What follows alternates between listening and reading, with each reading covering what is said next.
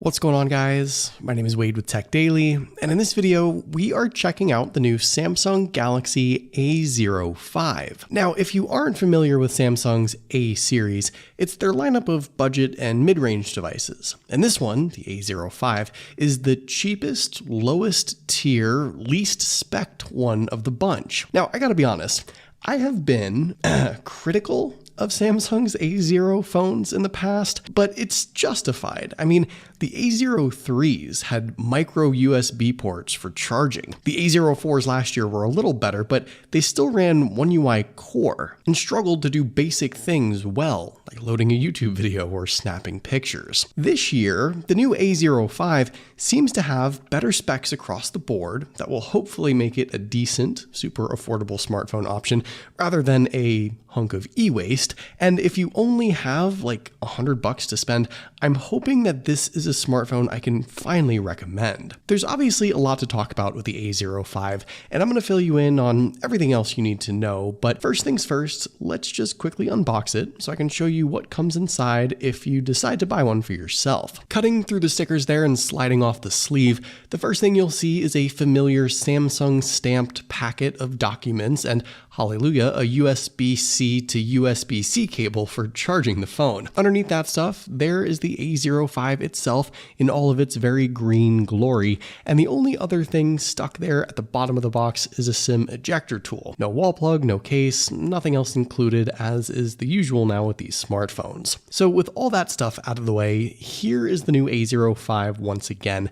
And I first want to go over pricing and availability, since I think that's probably the single most important thing about this phone. The A05's full retail price is about $150. I say about only because it kind of varies depending on where you buy it from and where in the world you're located. Some places have it listed for as high as $160. I've seen other listings for as low as $100, and there's a few RAM and storage configuration options you can choose from: 4 or 6 gigs of RAM, 64 or 128 gigs of storage. Regardless of all that, this is a, dare I say, cheap phone. Easily the cheapest new current Samsung device. Emphasis on current. Yes, you can get a used A03s for $47, but that's not a current Samsung device. The A05 is, and it is a fraction of the price of any other Samsung smartphone. If you want to do some comparison shopping of your own, I'll leave some links down below in the video description to where you can snag this phone at its cheapest price, but no matter what, you shouldn't pay even anywhere close to $200 for this phone. For that price, you actually do get a Samsung smartphone that sort of looks like one of the higher tier devices in the lineup. At 6.7 inches,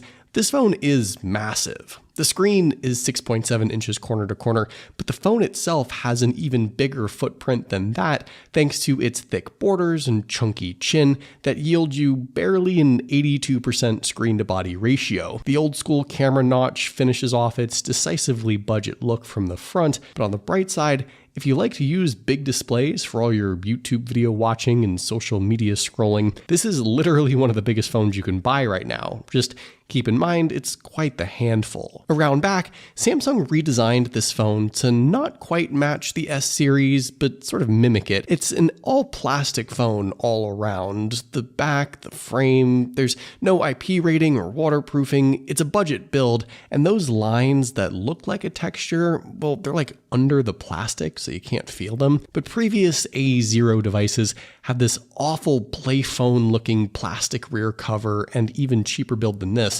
So the A05's design and form factor is an improvement, and from 5 feet away, it looks like any other Samsung smartphone on the market. Taking a look around at all the important bits, on the left side you have your dual physical SIM and SD card tray. There's no eSIM support for this phone, but with the SD card slot, it doesn't matter if you got stuck with the 64GB model like I did, you can 10x that storage for cheap with an SD card from Amazon, which you'll probably want to do since a third of that storage is used up out of the box. On the right side, familiar volume and power buttons, and no fingerprint sensor. Not on the power button, not under the display. Face unlock is the only biometric security option on this phone, which is a little weird, but I'm sure that was a cost-cutting measure. Nothing really at the top there. On the bottom, there is a headphone jack alongside the USB-C USB-C port and the speaker, standalone earpiece at the top above the selfie camera up front, and around back, 2 camera lenses, which I'll talk more about in a moment. Now, one thing that has remained very budget on these A0 devices over the years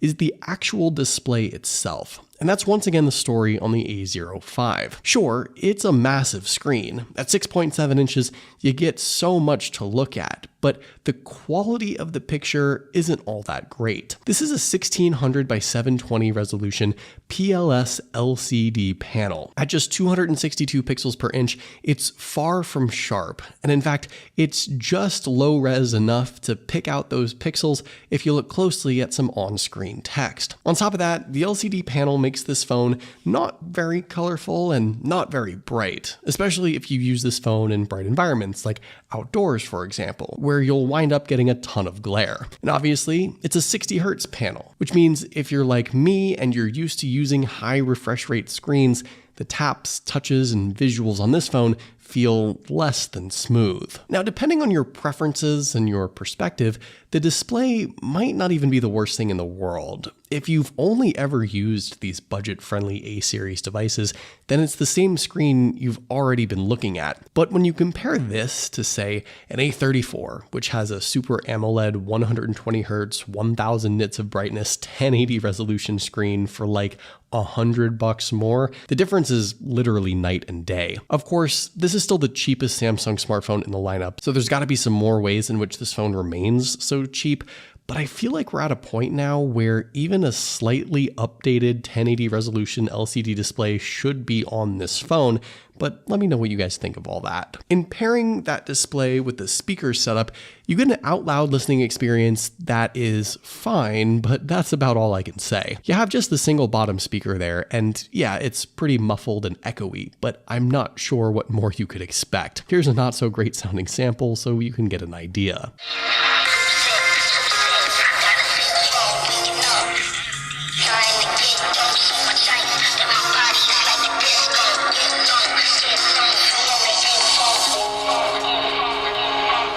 When it comes to the specs, the software experience, and actually using this phone, this is where Samsung made some strides in all the areas where I've been most critical. The A05 is powered by the MediaTek Helio G85 chipset, which on the one hand is a many-year-old sort of low-tier CPU. However, it's a tried-and-true name-brand piece of hardware that is eons better than the Helio P85 from the A04 or the Unisoc CPU from a couple of years ago. On top of that, this phone can be configured with 4 or 6 gigs of RAM, like I said, which is a bit more than the base configuration of years past, and 64 or 128 gigs of storage. Here are those Geekbench scores if you want to compare some actual numbers to other devices.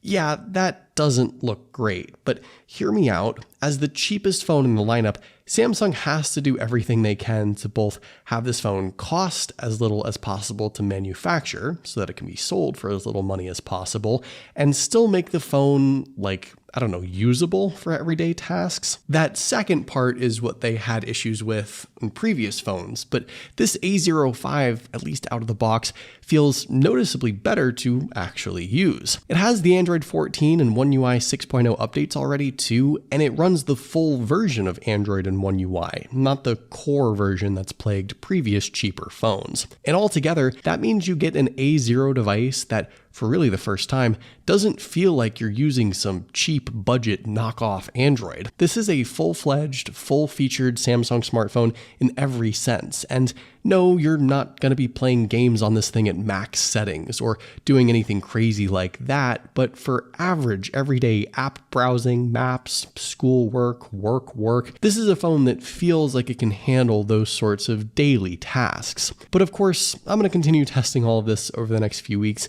and I might be jinxing myself, but this could finally be the entry-level Samsung device that's actually worth getting for once. One thing that's always been enticing on all the A-series Samsung phones is the battery. This phone in particular has a big 5000 milliamp one crammed inside. It makes sense, this phone is so massive, but what Samsung improved here is the charging speed. You get 25 watt wired speeds versus I don't even know how slow speeds from previous A0 phones, like 15 watt or maybe even less than that with the micro USB ports. So not only will this phone last a full day and then some on a single charge, but when it does finally die, it'll juice up in a couple of hours just as fast as actually even the higher tier Samsung devices nowadays. You don't get wireless charging though, or any other power or charging features, but I'll take the 25 watt speeds for now. That's a good enough improvement. Finally, when it comes to the cameras, I don't think it should come as any surprise to say that the A05 doesn't really have the best setup in the world. But Samsung brought some changes to this phone that actually I think are more practical versus just slapping on random lenses and shooting modes that are gimmicky and unnecessary. The dual lens setup on the back of this phone consists of a 50 megapixel f1.8 aperture main shooter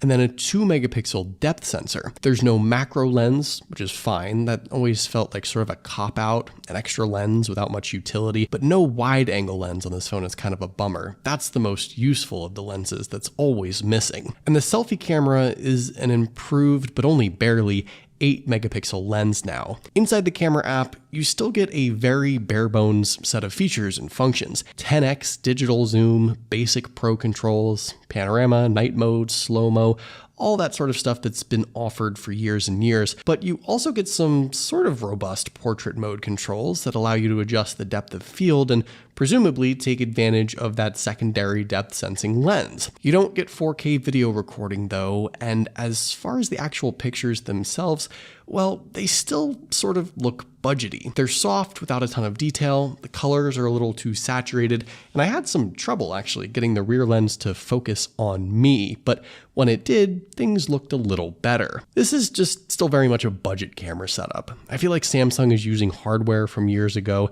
and the software and CPU can't do much to compensate. You're probably going to take perfectly fine pictures of your pets and your kids and your food, but with smartphone camera tech being so good nowadays, this feels like the furthest step back from any smartphone with a price tag higher than, say, $300. Now, I'm not totally convinced that this new A05 is the entry-level, affordable Samsung smartphone of my dreams yet, but I can't imagine I'll be ranting about it as much as previous A0 phones. This feels to me like an improvement in the areas that matter most, namely performance and usability. But it's a nicer looking phone too, and it charges quicker as well. Those improvements don't sound like much, but they're significant in this case on a phone like this. And most importantly, this is a phone that's kind of intended for folks who don't have the money or just don't want to spend the money on something more expensive. If that's the case, a phone like this should still be usable and reliable, and it seems like this year the A05 is exactly that. But what do you guys think? Did Samsung improve this phone enough for you to maybe consider buying one? Let me know in the comments down below.